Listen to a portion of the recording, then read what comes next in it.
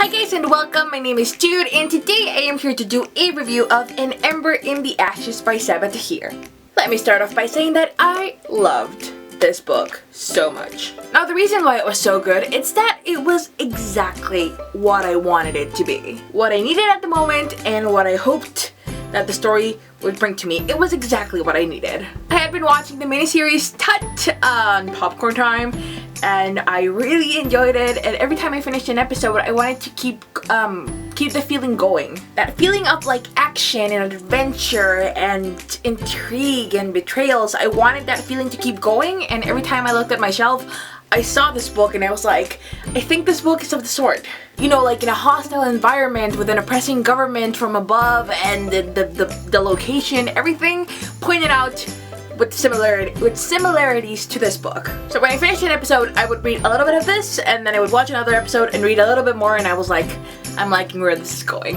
I read like the first 30 pages in a week while I finished the series, and as soon as I was done with the series, I just read it all in one sitting. I started from scratch and it took me 3 days to read it, like from start to finish, because it was so good. So as I said, it was exciting, it was intense and just full of adventure, and it was exactly what I needed and what I wanted it to be, and I love that about this book. It gave me everything I wanted, all the adventure, the excitement, it gave it to me, and I'm so thankful, and that is why it actually became one of my favorite reads of 2015. Like, I think it was my top 3 favorite. It was so good. The basic plot of the book is that we have Laya and Elias. I hope I pronounced that right. Laya is a slave whose brother gets captured by the Martial Empire, and to go save him and get him out of prison, she needs the help of the Resistance, the group of rebels. She goes to look for them. It's all in the summary, just so you know. I'm not spoiling anything. She goes in search for the Resistance, but in order to help her, they want her to spy for them, so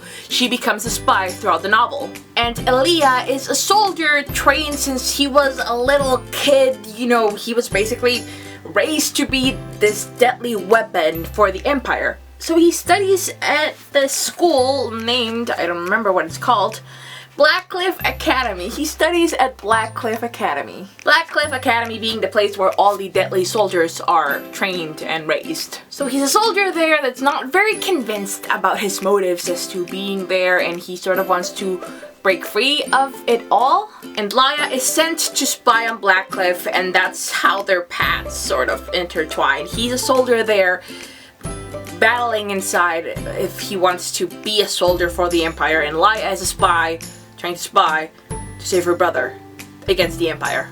Yeah. So we have a girl risking her life spying to save her brother, and a guy that's dividing on what's right and what's wrong and what he believes in. Yeah. And it was so good. The story is told by both guys' points of view, and I gotta give it to Sabaa Tahir because she did it so well. You would be reading a chapter in which Laya was in this point of like, she's gonna get caught and they're gonna kill her, and you're like, oh my god, something's gonna happen. And then you turn the page and they switch the chapter over to something that Elia was doing. And I was like, what? Why? Why? The way she divided the chapters and the way that she made the story just basically kept you on the edge of your seat every single time. And I gotta be honest here, I loved Laya's part a lot more than Elia. Elia's part was also very interesting and intense, but he didn't have that much at stake or so much to lose as Laya did. Because here's another thing, Sabaa Tahir was not afraid to make her characters suffer, which was so great. Because oftentimes the main characters like are in dangerous situations, but nothing actually really happens to them. And Jesus Christ, Laya got the living shit beat out of her, and she got like whipped, she got struck in the face, she got everything. Everything happened to her. It was insane, and I was reading and I was like, ooh, that hurts really bad, but it's so cool. I want to keep reading this. Elias also went through his fair share of toughness, but nothing compared, I think, to what Laya went through. So I was definitely just craving for more Laya parts, and there was a point at which it changed the chapter to Elias, and I was like, I think I'm gonna skip it and just read more Laya, but I stayed in track and I kept reading as I should. And just so you know, when you start the book, I feel like I wasn't sure that I was going to like Laia. She seemed like a bit of a, not a weak character, but she had way too many doubts in her head, which was normal. I mean, it's normal. But at a certain point, I felt like her doubts, her own self-doubt was stopping her from actually doing things that she needed. And I was like, stop it, you're the one that's putting yourself down. But she sort of gets her shit together and she's like, okay, no, I need to do this and I'm gonna do it. And I'm deadly scared. I am so scared, terrified, petrified, but I'm gonna do it. And that, in my opinion, made her a much better character. And I was like, wow, I admire you, because even though you are scared out of your mind, you're going through this because of your family. That was really cool. As for Elias, I think I would have liked him a lot more had I actually known why he didn't want to be an Empire rebel. You sort of get the sense that he's always been kind of like, you know, I don't think this is right. I don't think this is the right thing we should be doing.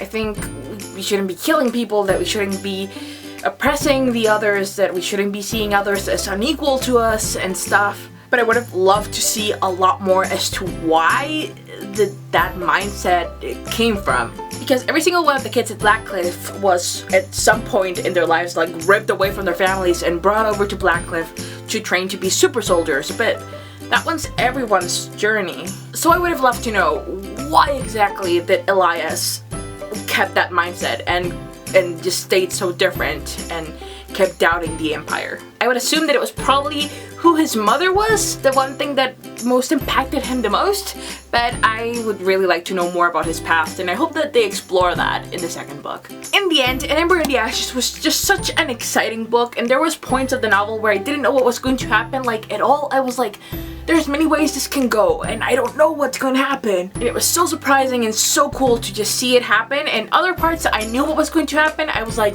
this is what's gonna happen. I am sure this is what's going to happen. And it did happen, but it was still so exciting and so amazing to watch it unravel and see how Sabaa Tahir made the scene play out, you know? So I give it 5 out of 5 stars. As I said, it's a YA fantasy, so if you're in the mood for something action-packed and that's exciting and intriguing and about morals and what's right and what's wrong, this is a great book. Really, really enjoyed it. Like, I had a really stupid big smile on my face when I finished it, and I'm just really pleased with it, as I said.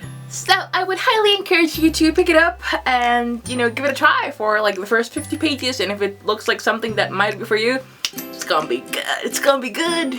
So yeah, thank you so much for watching. Do let me know if you read it, if you liked it, like, let me know. If you didn't like it, why? Why didn't you like it? Why?